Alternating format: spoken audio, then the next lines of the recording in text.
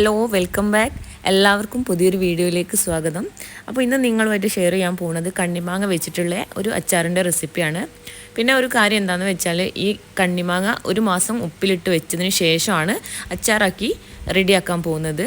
അപ്പോൾ ഞാൻ കുറച്ച് കണ്ണിമാങ്ങ എടുത്തിട്ട് നന്നായിട്ട് കഴുകി അതിൻ്റെ കണ്ണിയെല്ലാം ഒന്ന് അടർത്തിയെടുത്തതിന് ശേഷം ഇപ്പം നന്നായിട്ട് ഞാൻ തുടച്ച് ഒരു ഉണങ്ങിയ തുണി കൊണ്ടാണ് കേട്ടോ തുടയ്ക്കുന്നത്. തുടച്ച് വൃത്തിയാക്കി ഒരു ഭരണിയിലേക്ക് ഇട്ട് കൊടുക്കുകയാണ്.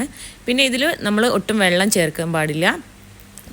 കല്ലുപ്പും മാങ്ങയും മാത്രം ഭരണിയിലിട്ട് നന്നായിട്ടൊന്ന് കുലുക്കിയതിന് ശേഷം ഇങ്ങനെ ഒരു മാസം വെച്ചാൽ മതി. ഒരു മാസം നിർബന്ധമായിട്ടും ഉപ്പുമാങ്ങ ഇങ്ങനെ വെക്കണം, അത് നിർബന്ധമാണ്. എന്താണെന്ന് വെച്ചാൽ അതിലുള്ള ഉപ്പിലുള്ള വെള്ളം എല്ലാം ഇറങ്ങിയിട്ട് മാങ്ങ ആ വെള്ളത്തിൽ കിടന്നിട്ട് വേണം മാങ്ങ നന്നായിട്ട് ചെയ്യാൻ വേണ്ടിയിട്ട്.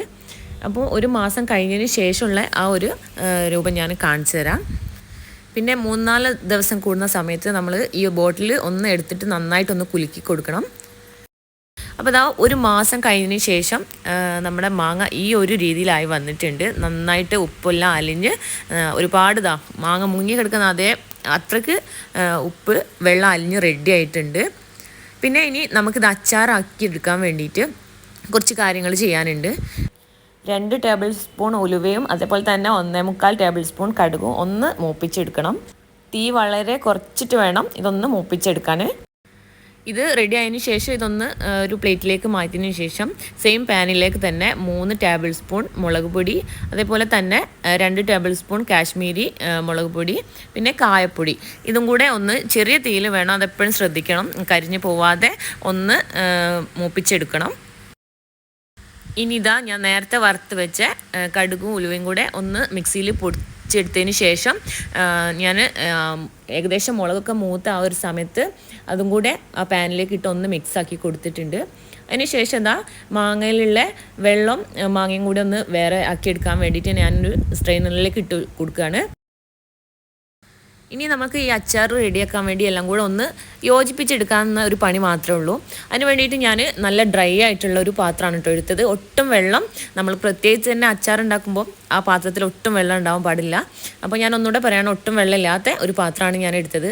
അപ്പോൾ അതിലേക്ക് കണ്ണിമാങ്ങ ഇട്ട് കൊടുത്തിട്ടുണ്ട്. അതിലേക്ക് നമ്മൾ നേരത്തെ വറുത്ത് വെച്ച മുളക് പൊടി ആ മിക്സും കൂടെ ഇട്ട് കൊടുത്ത് നല്ലോണം യോജിച്ച് കൊടുത്തിട്ടുണ്ട്. പിന്നെ നേരത്തെ നമ്മൾ മാങ്ങയിലെടുത്ത് വെച്ച വെള്ളമില്ലേ, ആ വെള്ളമാണ് കേട്ടോ ഇതിൽ ചേർക്കുന്നത്. പിന്നെ ഒട്ടും ഉപ്പ് ചേർക്കേണ്ട ആവശ്യമില്ല, നമ്മൾ ആവശ്യത്തിനുള്ള ഉപ്പ് ഇട്ടിട്ടാണല്ലോ മാങ്ങ ഉപ്പിലിട്ട് വെച്ചത്. അപ്പോൾ ഇതിൽ ഇനി ഉപ്പിൻ്റെ ആവശ്യമില്ല. ഇനി ഇത് എല്ലാം കൂടെ നന്നായിട്ടൊന്ന് മിക്സ് ആക്കി എടുക്കുക. അതിന് ശേഷം നമ്മൾ എണ്ണ ചൂടാക്കിയതിന് ശേഷം ഇതിൻ്റെ മേലെ ഒഴിച്ചു കൊടുക്കുക. അപ്പോൾ ഞാൻ ഫസ്റ്റിൽ ഒഴിച്ച എണ്ണ കുറച്ച് കുറവായിരുന്നു, പിന്നീട് ഞാൻ ഒഴിച്ചു കൊടുത്തിട്ടുണ്ട്, അത് ഞാൻ വീഡിയോയിൽ എടുത്തിട്ടില്ല. അപ്പോൾ കുറച്ചധികം എണ്ണ ഒഴിക്കണം, അല്ലെങ്കിൽ അച്ചാർ പൂത്തു പോവും. അപ്പോൾ ഇനി കുറച്ചും കൂടെ ഗ്രേവി വേണമെന്നുണ്ടെങ്കിൽ നമുക്ക് ആ മാങ്ങയിൽ നിന്ന് എടുത്ത് വെച്ച എല്ലാ വെള്ളവും നമുക്ക് ഇതിൽ ഒഴിച്ച് കൊടുക്കാം. പക്ഷേ ഇതിൻ്റെ ഗ്രേവി മാത്രം മതി കേട്ടോ, ചോറ് കഴിക്കാൻ അടിപൊളി ടേസ്റ്റാണ്. എല്ലാവരും ഒന്ന് ട്രൈ ചെയ്ത് നോക്കുക. അപ്പോൾ ഇനി അതേപോലെ തന്നെ ബോട്ടിലാക്കുമ്പോൾ ശ്രദ്ധിക്കേണ്ട ഒരു കാര്യം എന്ന് വെച്ചാൽ ഒട്ടും വെള്ളമില്ലാത്ത ബോട്ടിൽ തന്നെ ആക്കുക. അപ്പോൾ ഒരുപാട് കാലം നമുക്ക് കേടാവാതെ തന്നെ വെക്കാൻ പറ്റും. അടിപൊളി ടേസ്റ്റാണ്. ഞാൻ ഒരുപാട് പ്രാവശ്യം ഉണ്ടാക്കി നോക്കിയതാണ്. എല്ലാവരും ഒന്ന് ട്രൈ ചെയ്ത് നോക്കുക. പിന്നെ ഞാൻ ലാസ്റ്റ് ഒഴിച്ച ആ എണ്ണ നന്നായിട്ട് ചൂട് തണിഞ്ഞതിന് ശേഷം മാത്രമേ നമ്മുടെ അച്ചാറിൻ്റെ മിക്സിലേക്ക് ഒഴിക്കാൻ പറ്റുള്ളൂ. അപ്പോൾ അതൊന്ന് പ്രത്യേകം ശ്രദ്ധിക്കുക.